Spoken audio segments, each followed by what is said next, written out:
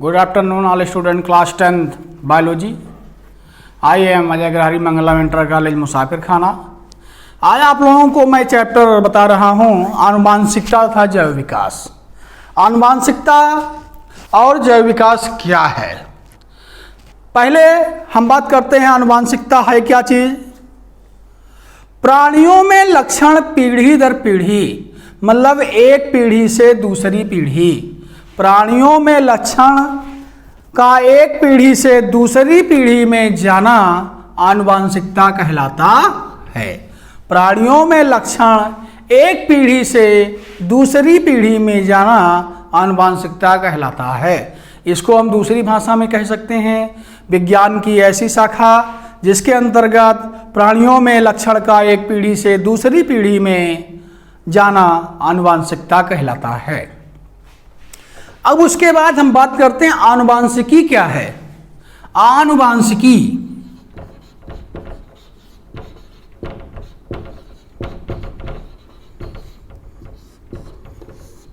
आनुवांशिकी क्या है? जीव विज्ञान की वह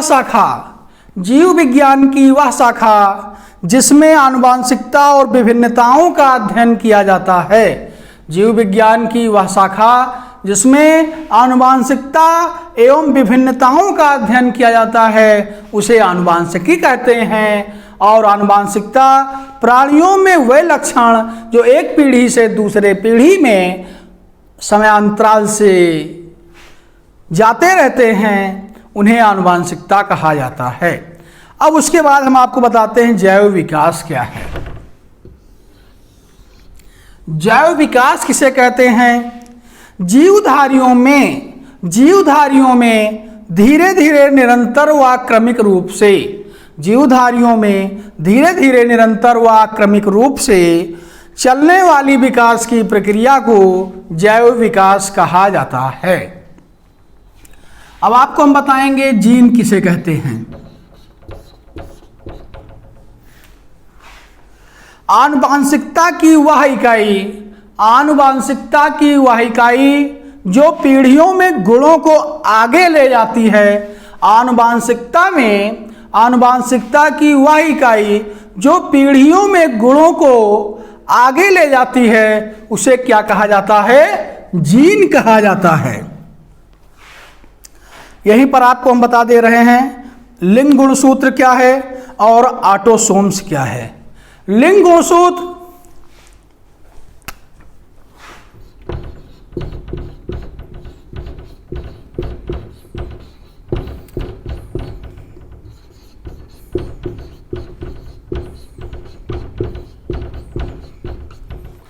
यहीं पर हम आपको लिंग गुणसूत्र और ऑटोसोम्स दोनों बता दे रहे हैं। सबसे पहले हम बताते हैं आपको लिंग गुणसूत्र क्या है।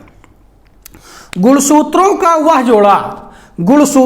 वह जोड़ा जो नर एवं मादा लिंग का निर्धारण करता है। गुणसूत्रों का वह जोड़ा जो नर एवं मादा लिंग का निर्धारण करता है उसे लिंग गुणसूत्र कहा जाता है। अब दूसरा हम बात करते हैं ऑटोसोम्स की। किसी जीव में लिंग गुणसूत्रों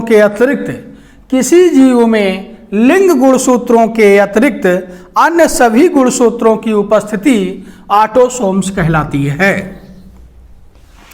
आगे आपको हम बता रहे हैं समजात अंग और समृद्धि अंग क्या है। समजात अंग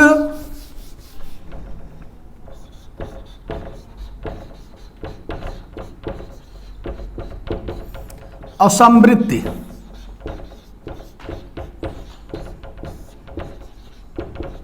अंग क्या है? पहले हम बात करते हैं समजात अंग की। समजात अंग प्राणियों के शरीर में हुए अंग जिसकी उत्पत्ति और मूल रचना समान हो पर अलग अलग कार्य के लिए प्रयोग किए जाते हैं। जिनकी उत्पत्ति और मूल रचना समान हो लेकिन कार्यों का प्रयोग इनका अलग अलग हो उसे कहा जाता है समजात अंग। समृद्धि अंग प्राणियों के शरीर में वे अंग जिनके कार्य में तो समानता होती है पर उत्पत्ति और मूल रचना में अंतर होता है, उन्हें कहा जाता है समवृत्ति अंग। उसके बाद आपको यहीं हम बता दे रहे हैं अवशेषी अंग, मतलब हमने समजात अंग, समवृत्ति अंग और आपको बता दिया। अगला अंग आपको हम बता रहे हैं अवशेषी अंग क्या है।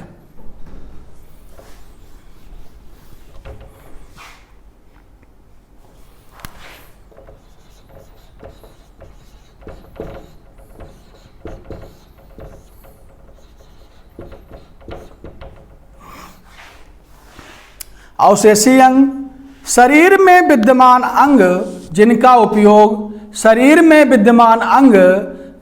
उपयोग बहुत कम होने के कारण ह्रास हो जाता है, उन्हें समजात अंग या अवशेषी अंग कहा जाता है। उन्हें अवशेषी अंग कहा जाता है। क्या कहा जाता है? अवशेषी अंग कहा जाता है। ओके बेटा, अब इसके बारे में आपको अगले टर्न पर आनुवांशिकता के बारे में, मतलब इसकी खोज करने वाले वैज्ञानिक का नाम ग्रेगर जॉन मेंडल, जिन्होंने मटर का प्रयोग किया था और इन्होंने 3 नियम बताए थे आपको, स्वतंत्र अभ्यूहन का नियम, प्रभाविता का नियम और स्वतंत्र अभ्यूहन का नियम, प्रभाविता का नियम, पृथक्करण का नियम। तीनों नियम आपको मैं अगले वीडियो पर समझाऊंगा। ओके, थैंक यू बेटा।